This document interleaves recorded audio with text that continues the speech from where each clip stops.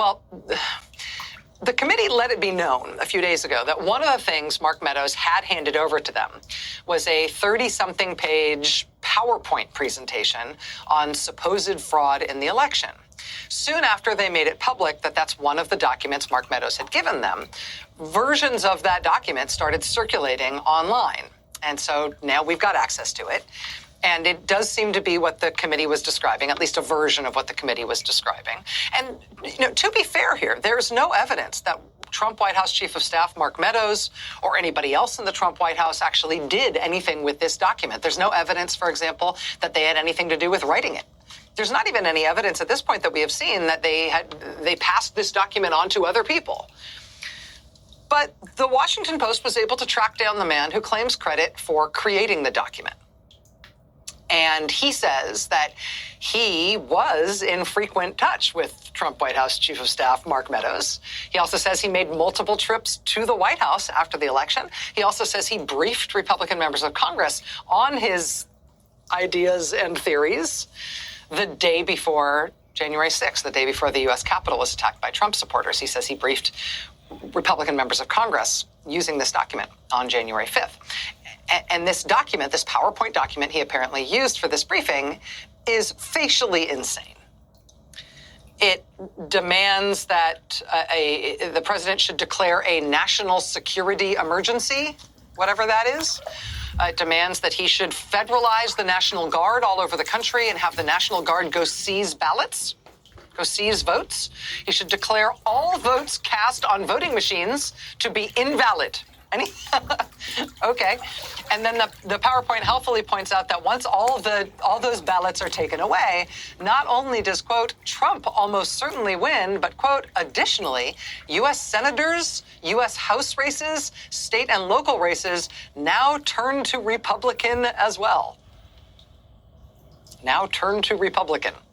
See, if you just declare an emergency, have troops go take all the ballots and declare that most votes don't count, then it's easy. Republicans win everywhere.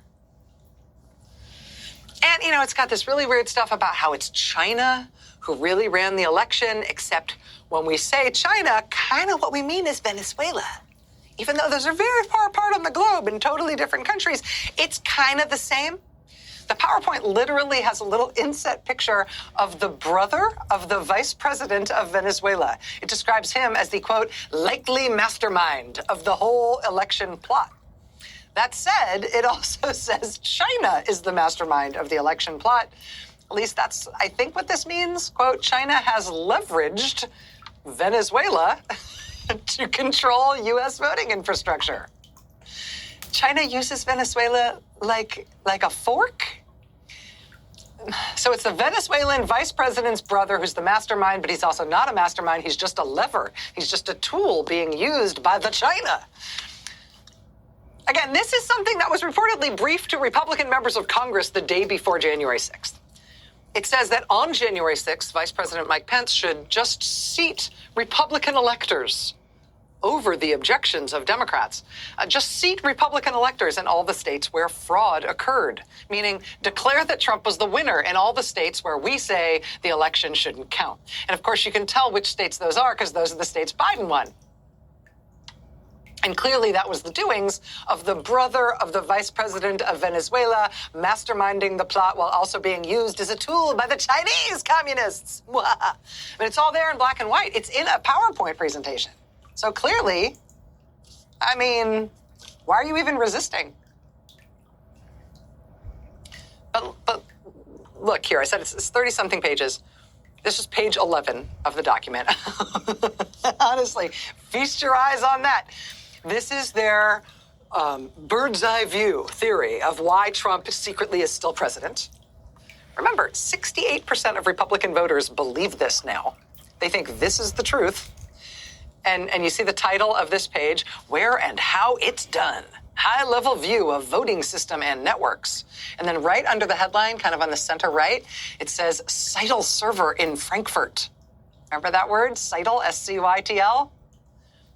My favorite part is the arrow pointing to that from the right. A dashed arrow for some reason. What do the dashes mean? Other malicious actors access this. Oh, the other malicious actors. the Newfoundlanders and the Malaysians and maybe the lizard people, the other malicious actors. They got to that Seidel server in Frankfurt. That Seidel server thing, that's the Go Rescue Gina Haspel thing. That's where we get that hilarious call to the actual Pentagon from Trump lawyer Sidney Powell telling the Pentagon that they needed to dispatch the Green Berets or whatever to go save the wounded CIA director because she's been hurt in Germany while she was on a secret CIA operation to go steal the Seidel server, which was all the evidence of her involvement in the plot to blah, blah, blah. The guy who is taking credit for this PowerPoint presentation, right, which ended up, after all, with the White House Chief of Staff, which is how we got it because he handed it over to the January 6th investigation.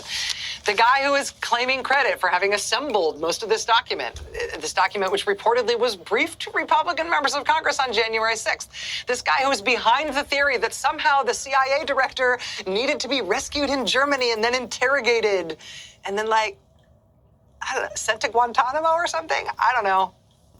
I mean, this isn't even like a normal conspiracy theory. It's like if a run-of-the-mill conspiracy theory took acid, took LSD, and the resulting trip did not go well. This is so insane, it's funny. But the guy who claims credit for inventing all of this stuff, for having compiled that document, guess what he's doing now? Yesterday, Republicans in the state legislature of the great state of Louisiana invited that man, that guy, to come brief them, to come to Louisiana State Capitol and give lawmakers a 90-minute official briefing on his thoughts, his ideas, his theories, for the state commission that they have formed in Louisiana to reshape their state's voting system. They've decided that he's their kind of expert, and they want to know from him what they need to do. This has got a UV barcode, UV printing in the back. I don't have my little black light. I think it's over in the bag somewhere. I take it in my pocket going through security. It's got a seal. It's got a rare earth mineral detector so that, you know, if there's questions about the validity of ballots, there's a little wand. You can scan over this. It's a little wand. It's a rare earth mineral detector wand. That will take care of the Venezuelans.